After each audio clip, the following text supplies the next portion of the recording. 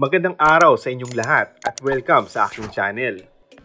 Coco Martin, ratsyada sa trabaho, walang kapaguran. In fairness, parang kailan lang nung magsimula ang kapamilya primetime king na si Coco Martin sa Batang Quiapo. Ngayon ay hinihirit na baka malampasan pa nito ang record-breaking na Ang Probinsyano dahil sa taas ng ratings nito gabi-gabi. Itinuturing din ni Coco na isa sa mga biggest blessings sa kanyang buhay at karir, ang Batang Quiapo. Ayon sa aktor, "This is the busiest ever in my career, but for me, being busy is good."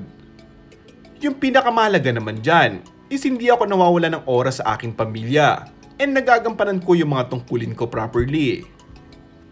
At syempre, nagagawa ko ang lahat ng yun ng masaya kasi I really love what I do and I love my job sa Kapamilya Network. Kaya naman umano, pagka may free time talaga, ay sa bahay lamang siya kasama ang kanyang pamilya.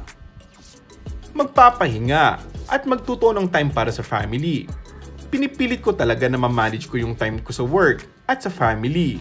Kasi sa sobrang pagiging busy minsan, nawawalan ako ng time sa family. Pahayag ni Coco. Ngunit kung may matututunan man daw sa gitna ng pandemyang ito, ay ang kahalaga ng pagpapalaga sa oras para sa pamilya.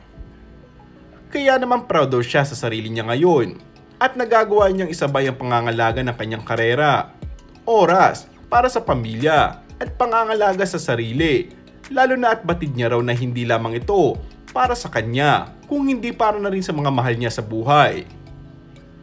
Nauna nang ibinahagi ng FPJ's Batang Quiapo actor kung gaano kahalaga para sa kanya ang karera dahil talagang pinagsisikapan niya ito.